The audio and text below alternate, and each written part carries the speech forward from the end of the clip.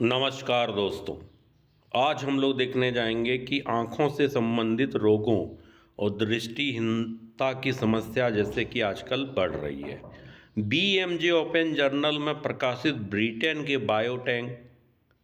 Biobank अध्ययन के अनुसार 2040 तक विश्व में 11.2 करोड़ लोग ग्लूकोमा से प्रभावित हो सकते हैं। वहीं डब्ल्यूएचओ के अनुसार ग्लूकोमा दुनिया भर में मोतियाबिंद के बाद दृष्टिहीनता का दूसरा सबसे प्रमुख कारण है। अधिकतर मामले में पाया जाता है कि ग्लूकोमा का कोई स्पष्ट लक्षण दिखाई नहीं देता है, इसीलिए इसे साइलेंट ब्लाइंडिंग डिसीज भी कहते हैं। काला मोतिया भी कहा जाता है।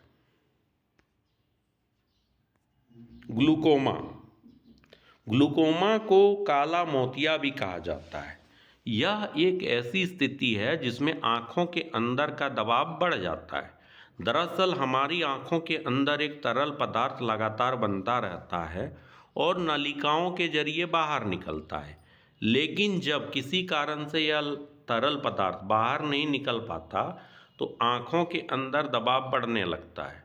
यही बढ़ा हुआ दबाव ऑप्टिक नर्व्स को नुकसान पहुंचाता है, जो हमारे दिमाग तक आँखों से जुड़ी सूचनाएं भेजता है।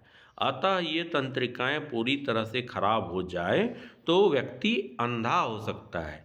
किसी भी उम्र में हो सकती है समस्या। ग्लूकोमा किसी की भी उम्र में हो सकता है, लेकिन उम्रदराज लोगों में इसके मामले अधिक देखे जाते हैं। कई बच्चे भी ग्लूकोमा के साथ जन्म लेते हैं। अमेरिका के ग्लूकोमा रिसर्च फाउंडेशन के अनुसार आँखों से संबंधित किसी भी लक्षण को गंभीरता से लें। अगर ग्लूकोमा के लक्षणों की पहचान कर समय पर उपचार नहीं कराया जाए तो यह लगातार गंभीर होता जाता है। धीरे धीरे आँखों की रोशनी कम होती जाती है और अंततः दिखाई देना पूरी तरह बंद हो जाता है। कितने प्रकार का होता है ग्लूकोमा? ग्लूकोमा 4 प्रकार का होता है: क्रॉनिक, एक्यूट, कॉन्जेनाइटल और सेकेंडरी एवं डेवलपमेंटल ग्लूकोमा। क्रॉनिक ग्लूकोमा में आँखों से तरल पदार्थों को बाहर निकालने वाली नलियाँ ब्लॉक हो जाती है, जिसके कारण आँखों से तरल पदार्थ का उचित मात्रा में बाहर नहीं निकल पाते, जिससे आँखों में दबाव या इंट्रा ऑक्यूलर प्रेशर बढ़ने लगता है। चूँकि आँखों में दबाव बहुत धीरे धीरे बढ़ता है, इसलिए दर्द भी नहीं होता, लेकिन आँखों की रोशनी लगातार कम हो जाती है। यह काला मोतिया का सबसे सामान्य प्रकार है। एक्यूट ग्लूकोमा, इसमें आँखों से तरल पदार्थों को निकलने वाली नलियाँ अचानक पूरी तरह से बंद हो जाती है, जिससे आँखों में दबाव तेजी से बढ़ता है। कॉन्जेनाइटल ग्लूकोमा, इससे जन्मजात काला मोतिया कहते हैं। यह समस्या जन्मजात वंशानुगत दोष या गर्भावस्था के दौरान असामान्य विकास के कारण हो सकती है। सेकेंडरी एवं डेवलपमेंटल ग्लूकोमा, जब किसी और चिकित्सीय स्थिति के कारण आंखों पर दबाव पड़ता है तो इसे सेकेंडरी ग्लूकोमा कहते हैं। दबाव के लगातार बढ़ने के कारण ऑप्टिक नर्व को क्षति पहुंच सकती है, जो काला मोतिया का कारण बन जाती है। क्या है होने के कारण? ग्लूकोमा को लेकर कई तरह की अवधारणाएं प्रचलित हैं, लेकिन इसके होने के वास्तविक कारण का पता नहीं है। कुछ रिस्क फैक्टर हैं जो इसका खतरा बढ़ा देते हैं।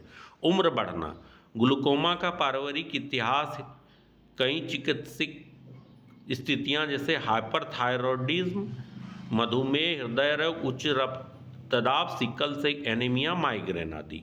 आँखों से संबंधित समस्याएं जैसे निकट दृष्टि दोष, पहले हुई आँखों की कोई सर्जरी, कॉर्टिकोस्टेरॉइड युक्त दवाइयाँ, विशेष रूप से लंबे समय तक आई ड्रॉप का इस्तेमाल करना, कॉर्निया का अधिक पतला हो जाना, कॉर्निक आई इन्फ्लेमेशन।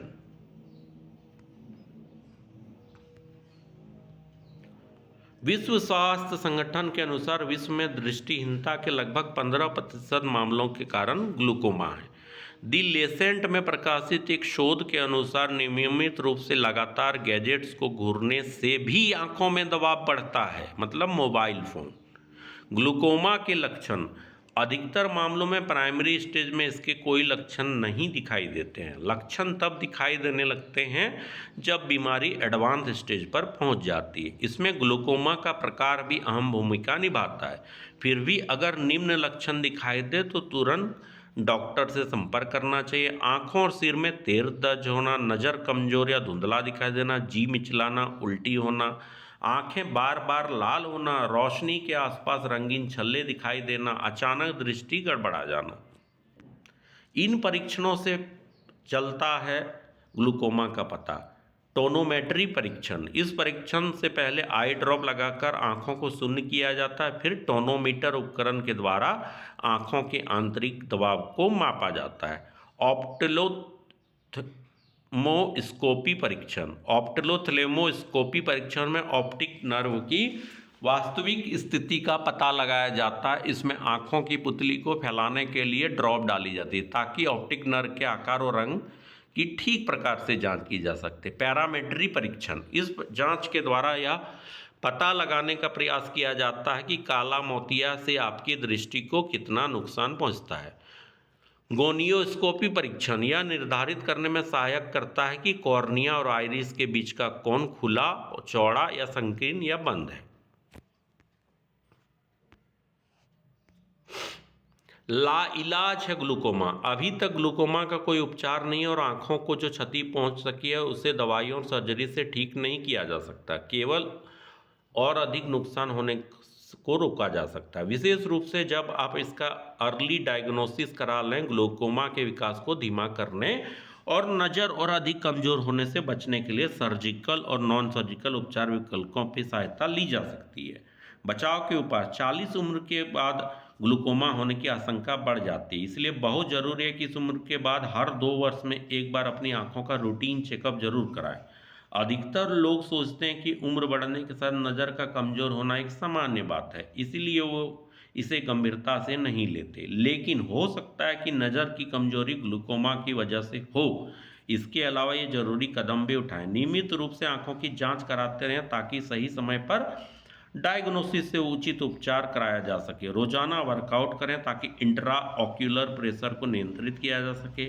आंखों की सुरक्षा का विशेष ध्यान रखें क्योंकि आंखों में लगी गंभीर चोट सेकेंडरी या ट्रॉमेटिक ग्लूकोमा का कारण बन सकती है। अगर परिवार में ग्लूकोमा या आंखों से संबंधित कोई समस्या है तो डॉक्टर से इस बारे में विस्तार से चर्चा करें। डॉक्टर ने अगर आपको कोई आई ड्रॉप सुझाई है तो इसे नियमित रूप से डालें। खान पर हमारी आंखों की सेहत की महत्वपूर्ण भूमिका निभाता है। तले और प्रोसेस्ड खाद्य पदार्थों का अधिक मात्रा में सेवन ना करें। कैफीन, चाय का अधिक मात्रा में भी सेवन भी आंखों में दबाव बढ़ाता है।